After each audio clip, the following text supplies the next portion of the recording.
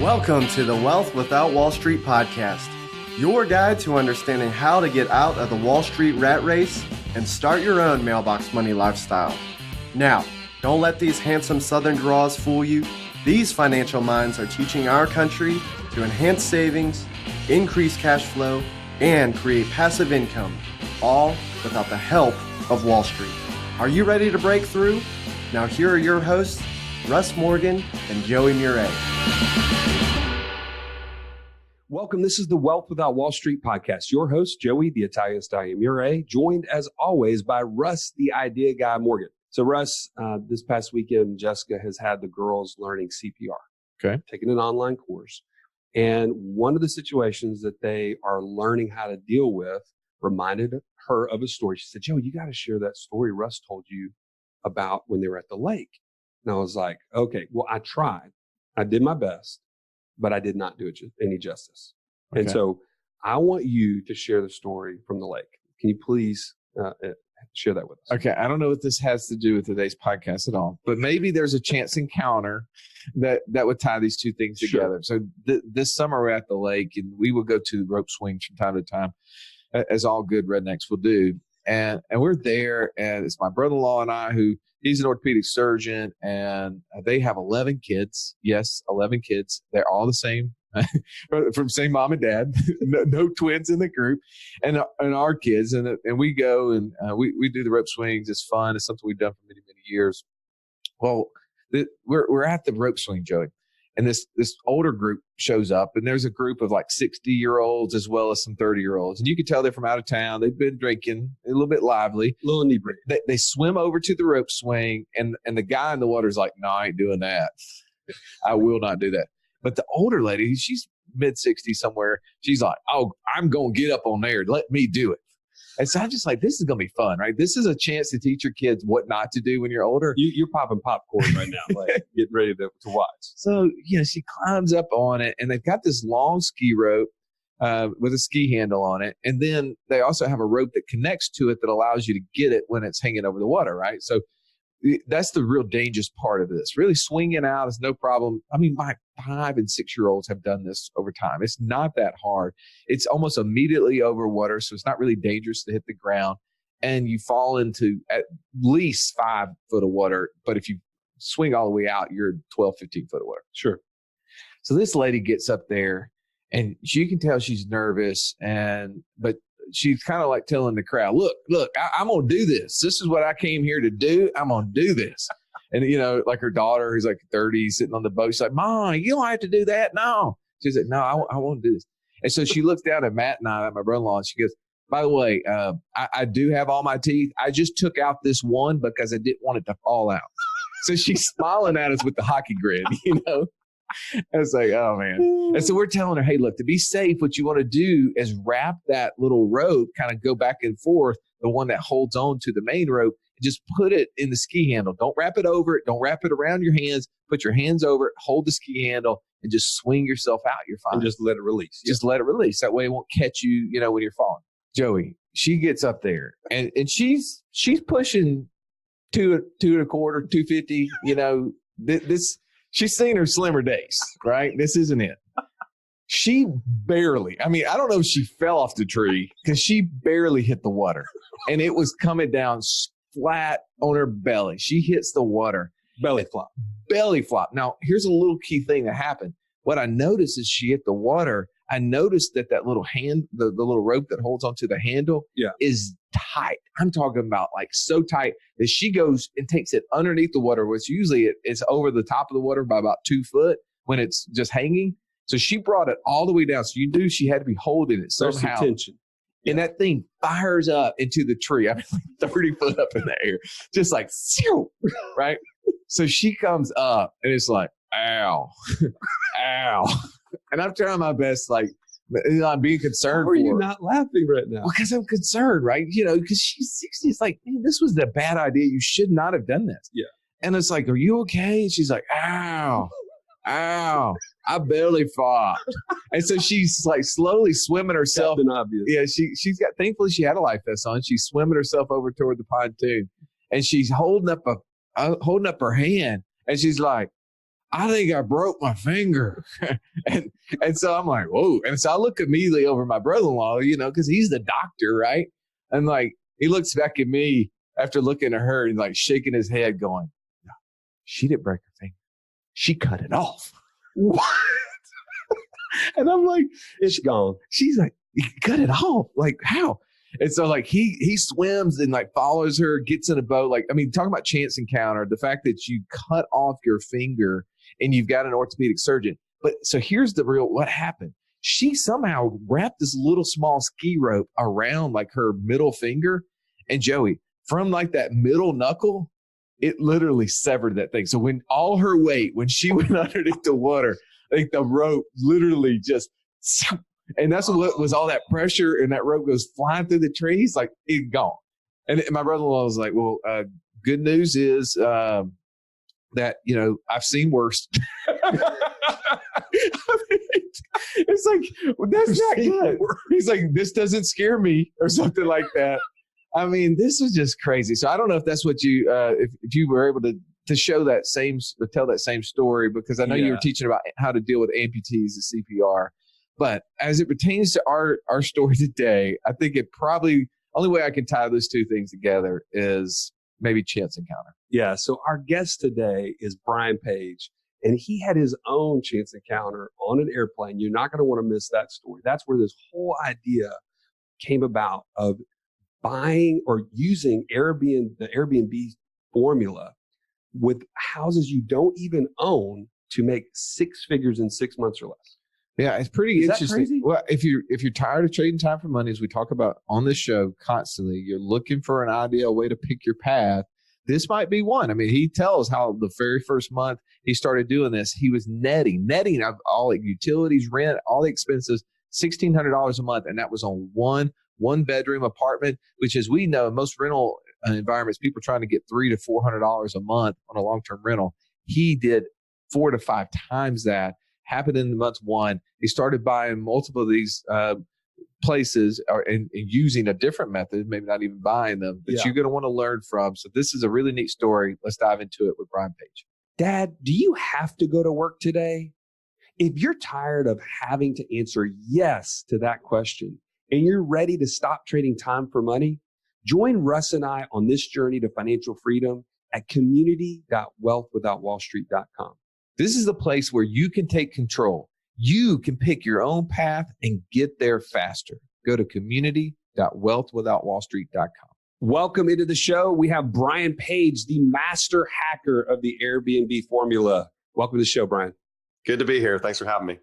Man, Brian, so people sometimes get on a plane and they sit next to the stallion over here and they're like, oh, crap, I got to sit next to this guy. Come on. He's big. He's Italian. It looks like he may be sweating through his shirt. I can see his pits.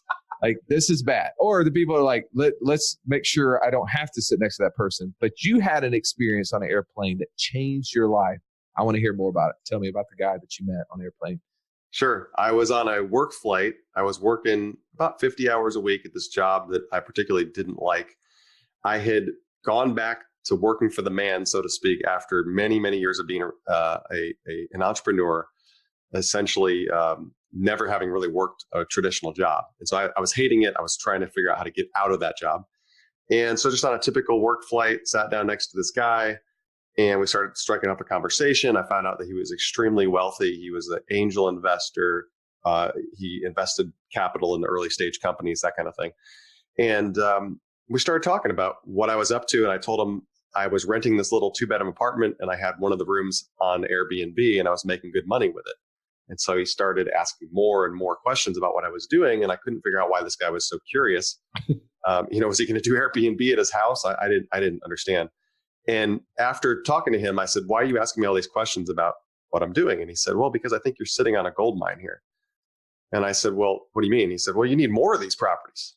And I said, well, duh. Yeah, obviously. But I had gone through the whole real estate crash and my credit was in the toilet and I had no money. And I was like, well, I'm not going back into debt and buying properties again. I just don't feel like doing that. And he's like, no, you don't need to own properties. You need to control them. And that one idea was what sparked everything for me. So what's going through your head when he says you need to control them, not own them? Well, at first I didn't know what he meant. I said, what do you mean by that? He said, well, you can either lease properties with permission from the owners to put them on Airbnb and create cash flow from them, or you can partner with the owners where you can essentially share in the revenue that you make.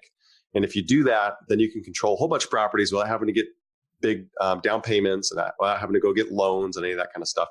So I went home from that flight, and within about a week after that, I got my first little 1-bedroom standalone apartment a few blocks from where I lived. I put it on Airbnb, and that was like the beginning of everything for me. All right. So I want to dive into that. But first, you said something during that kind of opening statement that you had gone through the real estate crash and lost everything. Mm-hmm. Tell us more about that. Okay. So I got into real estate investing right after graduating from college. I didn't know what I wanted to do, but I knew I wasn't going to work for someone else. So I was trying all kinds of schemes and businesses, none of which made me any money.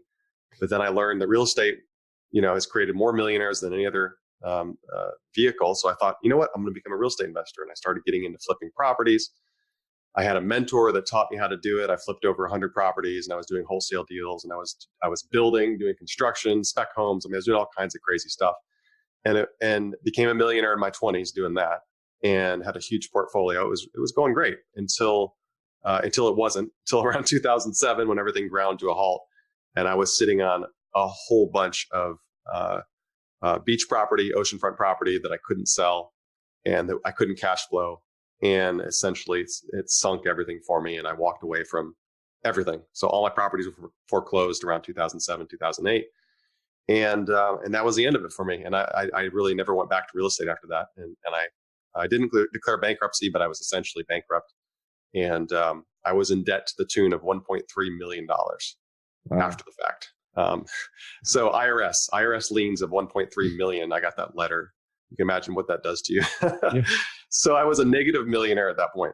And so for years after that point, I essentially was a financial fugitive. I was essentially didn't deal with it, didn't know how to deal with it, and was just trying to look for ways to kind of pay the bills for years and years and years. And that was when this conversation happened on the plane. So so you took that, and obviously you go through those bumps and bruises. It teaches you a lot of lessons along the way. But you did, I mean, it's a blessing though, that you were renting out a room in your apartment, if I understand your story right, which is what allowed you to even have the conversation with the guy on the airplane. Tell us, how did you figure out, like, why did Airbnb of your own, spare bedroom even come to existence?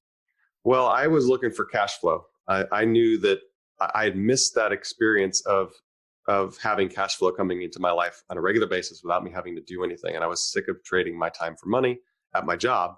So I was looking for cash flow, and I knew a quick way to do it would be just to take a spare bedroom and put it on Airbnb. Well, I had the goal of making a few $100s a month with it. I actually made enough to pay for my rent and all my utilities on my place. So I was apartment hacking. And so I was living for free in the place I was in. I was depositing my paychecks that were coming in from work every 2 weeks into my bank account. So I was covering my living expenses, which was awesome. And so I got a little taste of what I had experienced when I was in my 20s, having a portfolio of properties that were paying for my lifestyle. I remember when I was about 27, I told people I was retired. Even though I only had a few houses and I was living, meagerly, I was essentially out of the rat race. So I was looking for another way to get out of the rat race again. And I didn't think Airbnb would be a big thing for me. I just thought, oh, this is great. I found a way to live for free. And it was a place I was renting. It wasn't a place I owned. Right. So now you're telling this guy on the airplane, and he's like, okay, wait a second, Brian. You got a chance to control the real estate, which is so much more valuable. This is what you want to be in. You just need to go and find other properties that you can rent from them, not having to put your own money up, and yet now go on to Airbnb. So tell us about the conversation you had with your neighbor. Yeah. So after I got home from that experience and having that conversation with the gentleman on the plane, I started looking at rentals. I looked everywhere. I looked in the local paper. I looked on Craigslist. I walked neighborhoods looking for signs. And I basically looked as many properties as I could find. And I would talk to these owners and just tell them my harebrained idea that I don't want to live in the property. I do want to rent it from you, but I don't want to live in it. I want to put it on one of these home sharing sites. And I got some weird reactions, but one lady in particular, elderly lady, she had a little apartment behind her house, separate entrance, And I told her my idea, and she didn't even know what Airbnb was, but she said, I'll think about it. She got back to me about a week later and said, okay, let's do this. So I signed a year lease and I furnished the property very cheaply, used furniture, and listed it on Airbnb. And the very first month I made a little over $1,600 after expenses. So $1,600 net. And I could not believe that, because as a real estate investor, when I had a little 1-bedroom apartment, I made about a tenth of that. So I was making 10 times more. I was making $150, $200 on a place that I owned before, and now I'm making 10 times that with Airbnb. And actually that unit has made me all the way up to $2,100, $2,200 in certain months. So I created a cash flow of roughly $18,000, $20,000 a year on a little 1-bedroom place behind somebody's house. And so then I thought, okay, what's the next thing to do? I better go find some more of these. And I started finding more and more and started scaling. Okay, so I want to get into the future of how that all kind of continued to transpire. But before we do, I think one of the mental blocks that I have, and I'm sure other people may be listening and having, is those conversations are pretty awkward, right? Yeah. To go to somebody that's never heard of this and to say, hey, by the way, I want to rent your place, but I don't want to live in it. I want to have these other people come through on this sharing site. So walk through, one, how do you get past that? And two, what are some of those things that people say, that some common objectives or objections, excuse me? Okay, well, there are a lot of objections that people have, but they all kind of fell under just a few categories. And as I started meeting with more owners, I've met with hundreds of owners now face to face, just talking to them about this. I found they're all pretty much the same objections. And as I learned new ones, I would try to think of ways to answer those objections. So early on, one of the biggest things was, I don't know if I want to do this with you, Brian, because there's going to be too much wear and tear on my property. There's going to be people coming and going, luggage coming and going, all these people staying here. I have no idea. It's not going to be good. Too much wear and tear. So I started thinking about it. And as a previous real estate investor, I knew what it was like to have tenants. So I said, wait a second, there's a big difference between tenants and guests. And so I would say to an owner, after thinking about it, I said, all right, let me give you some scenarios, and I want you to tell me if this is more likely to be a guest or a tenant. So I said, okay, somebody works on their car in the driveway and leaves it on blocks for weeks at a time. Is that going to be a tenant or a guest that's coming in for 2 nights? Right, a tenant. Obviously, right? Somebody's going to paint one of the bedrooms a weird color, or put a satellite dish on the roof without permission, or have their dog dig holes in the backyard, over the course of a year. Is that going to be a tenant or a guest? Yeah, obviously it's not going to happen with guests. In fact, my guests don't have pets.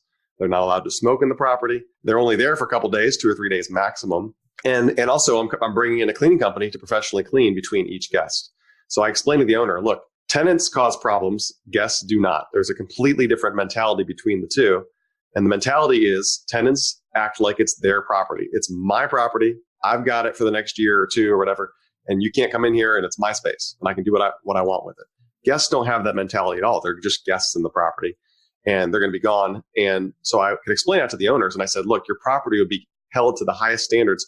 It'll be cleaner than you've ever seen it before, because if I don't keep it that kind of standard, I'm not going to be able to put guests in here and make money. And so I have to basically just overcome 2 things. Owners want to know, are you going to pay them on time without any hassle? And are you going to respect and take care of their property? If you can show them those 2 things, they're in. Because I was an owner, and I am an owner now. And that's the only things I care about generally is, are you going to pay, and are you going to take care of the property? And I showed them that I will. And then there's some other things people, had objections about. Well, what about liability? What if somebody falls and hurts themselves? What if they burn my property to the ground? All these kind of things. And all that can be handled and covered by insurance. There's insurance that specifically covers short-term rentals now. There's lots of companies that do that. So basically I have to overcome these objections. But even with that, there's a lot of people that say no, and that's okay. It's just a numbers game. If I see 10 properties on a Saturday, I know that 1 or 2 of those people will say yes. Yeah. It's brilliant though, that you have found a use where, and now it's so commonplace to do Airbnb. We've talked about it on the show at length that Joey and I have large families. He has 5 kids. I have 4. We don't travel to a hotel. That just doesn't fit a family of 6 or 7. And unless you want to spend, $1,500 a night and get the king suite, and he can pay for it. I can't. He makes me work all the time. But you go and find a 2, 3, 4 bedroom house. Everybody spreads out, and it's the same price, if not sometimes less than just a traditional hotel. So it totally makes sense to do this. So you started expanding. Like, talk about that expansion. How fast and how rapid was that? Yeah. So what I did is the very next month after, now keep in mind, I had my little bedroom making me money. I now had this one bedroom, had made me $1,600. I didn't know what it was going to do each month thereafter, but it was always profitable every single month. So I went and got another place. And this was a studio. It didn't even have a bedroom, just a little studio.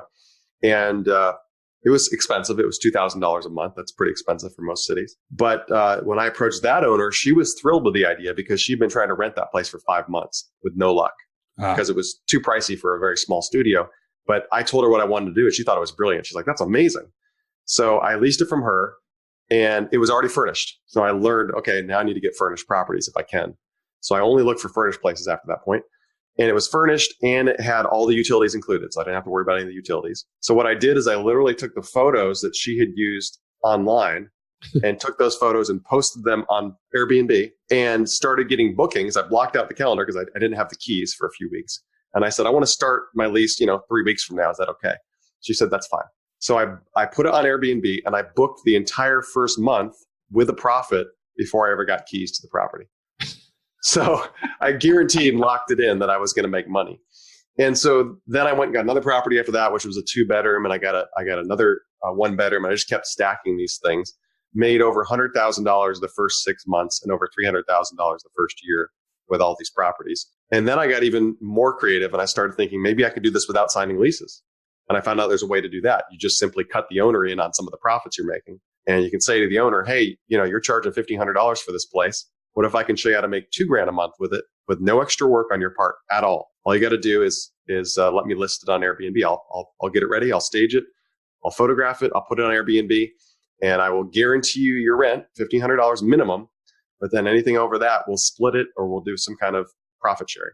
So you're probably going to make closer to $2,000 a month. And I don't know many owners that would say no to that. And it's month to month. So if you don't like the arrangement with me, you can walk. Either one of us can walk with a little bit of notice. And so there's no long-term commitment. Are you in? And owners will be like, heck yeah, I'm in. Well, and it seems like that strategy for you is even less risky because then you're not stuck on a 12-month lease if the property, for whatever reason, wasn't a great rental on the short-term space. Yeah, I like leases because it allows me to control the property for a set amount of time and I get all the profit.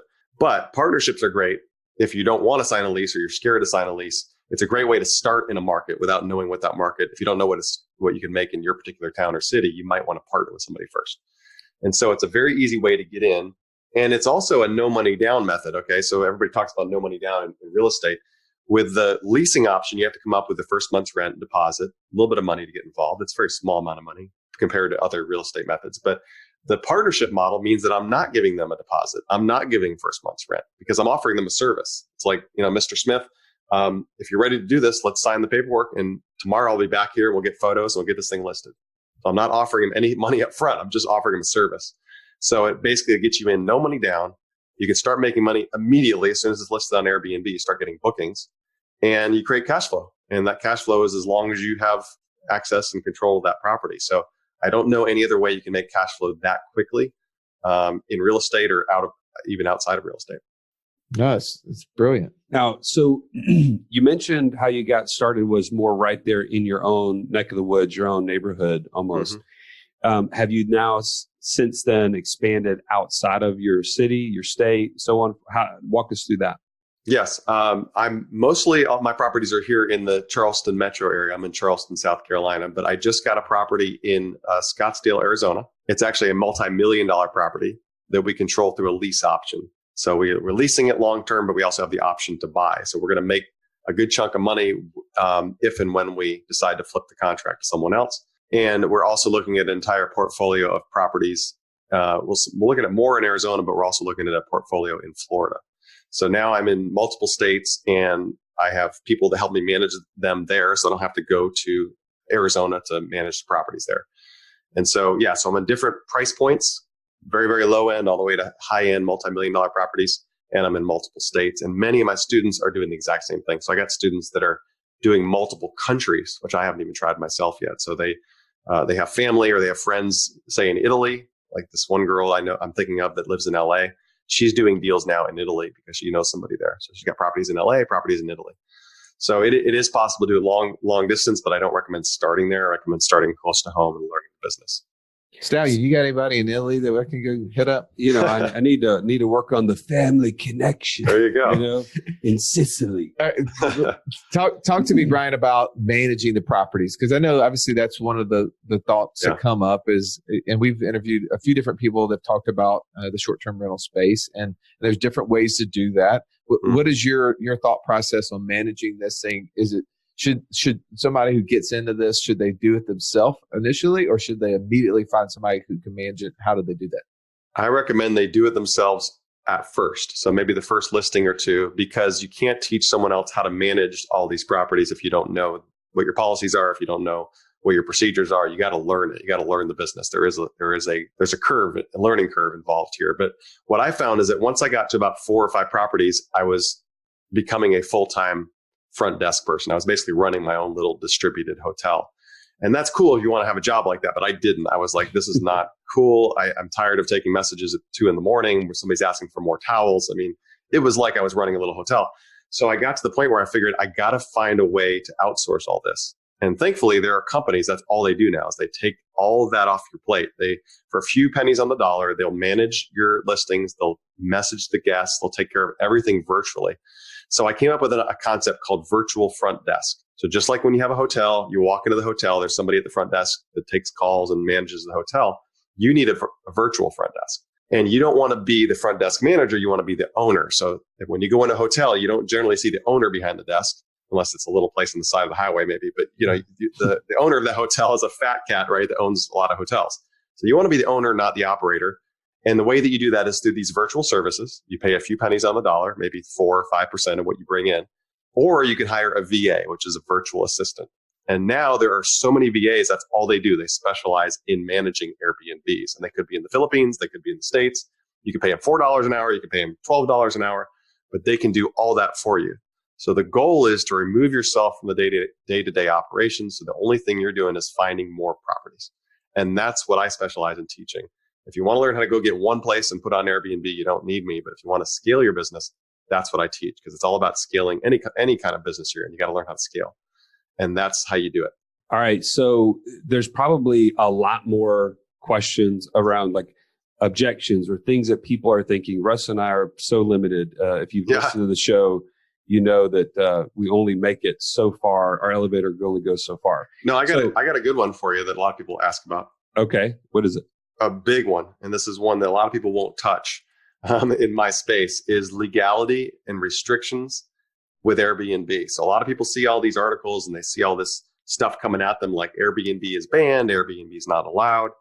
And to be honest, there are some places that are very difficult to do Airbnb. So we were seeing this with our students. I've got thousands of students in every metro area across the US and in 32 different countries right now.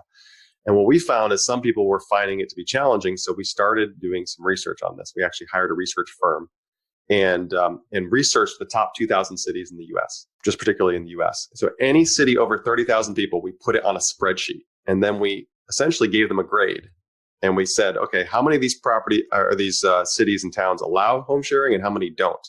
And what we found is that 9 out of 10 cities and towns in the US allow home sharing and about 10% do not. And these 10% are going to be some of the larger metro areas like New York City proper, Atlanta, San Francisco, these places it's very difficult, if not impossible, to do home sharing.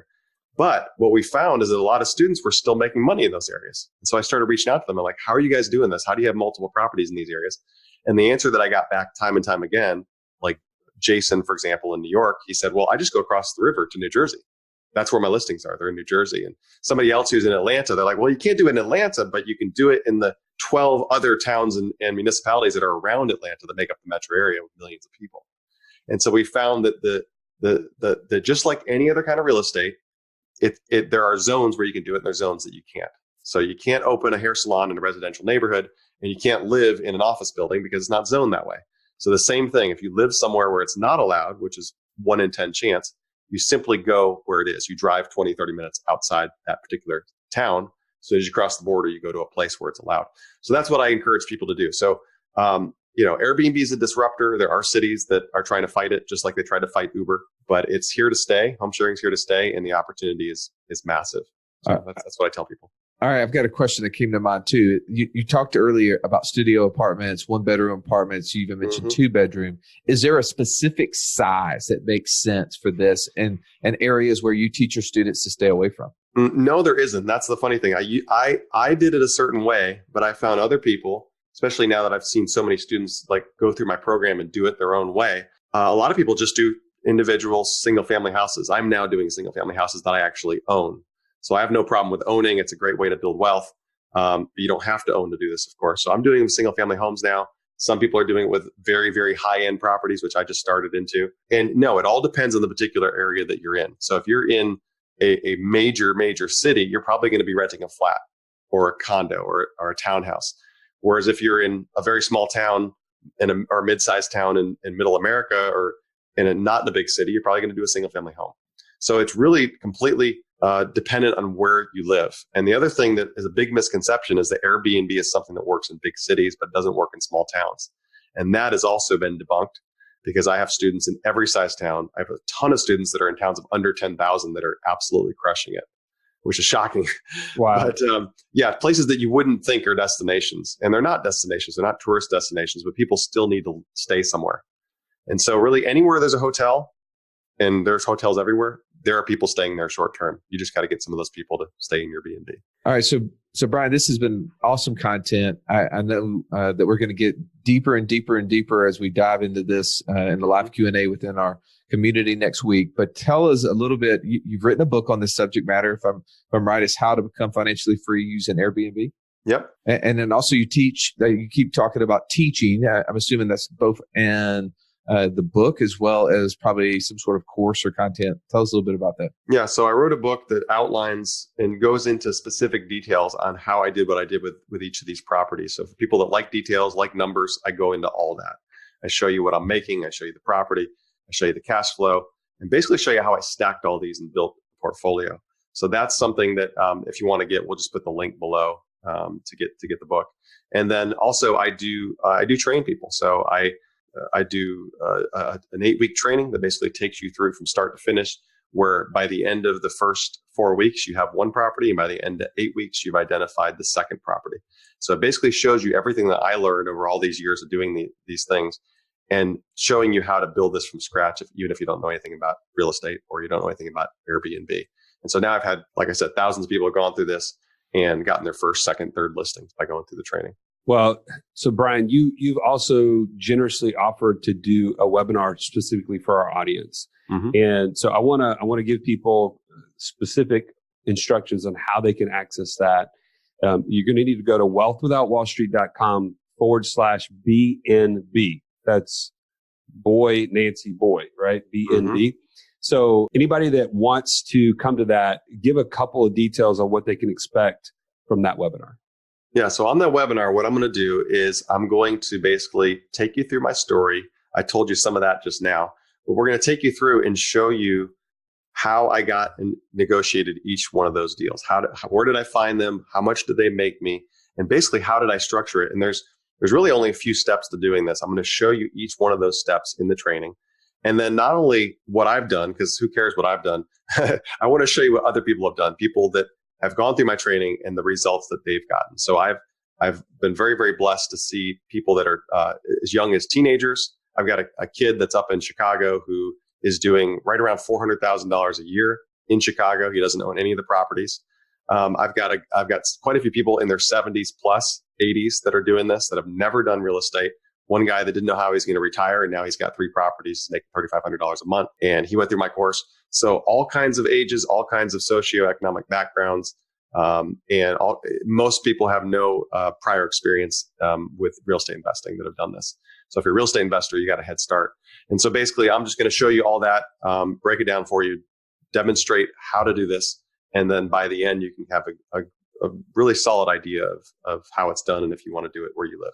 Man, super cool. Joey knows I've said this before. I said I was going to retire at 35. My wife keeps reminding me of that. I also told my mom that I was going to own some sort of real estate and let her work it. So then she had a job. But this is I'm definitely sending her the link to sign up to this webinar because I think this is cool. I think this is a way that for those who maybe not be real estate inclined to find an avenue, especially if they have the gift of hospitality or just an interest level of that. So, and also you mentioned the book. We'll definitely throw that under that link. So it's wealthwithoutwallstreet.com/BNB. And we'll put the link to the webinar as well as the link to your book in there. Man, this has been amazing. I can't wait to dive deeper into this. I know there's 1,000 questions Joey and I didn't ask, but I know your time's limited. We just appreciate you coming on the show. Yeah, well, thanks for having me here. It's been awesome, and I hope people check out the training because it's really something that could change your life. I mean, it's a way to create cash flow in the next 30 days in your life, and it's a way to become a real estate investor without owning any real estate, which is very, very powerful. And that's what I'm about. It's not just about making money. It's about setting people free financially because they now have time. And when I was able to kick that job to the curb that I had and never go back and work about 4 to 5 hours a week now to manage my properties, it changed everything for me. And that's what I'm excited about to help your people do if they want to come check this out.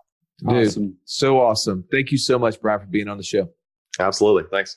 If you've been listening to our podcast, you're like, man, I love what you guys are talking about. I want to build passive income through one of these 5 pillars that you're talking about. But how do I do it? Stallion, tell them it is so easy. So easy that we created the longest URL possible. So you may want to write this down. freecall.wealthwithoutwallstreet.com. Go to freecall.wealthwithoutwallstreet.com and you can set up your call with one of us. We're excited to talk to you. This has been the Wealth Without Wall Street podcast. Don't forget to subscribe to the show to break free of the Wall Street mindset and begin building wealth on your own terms in places you understand so that your wealth will never run dry. See you next episode.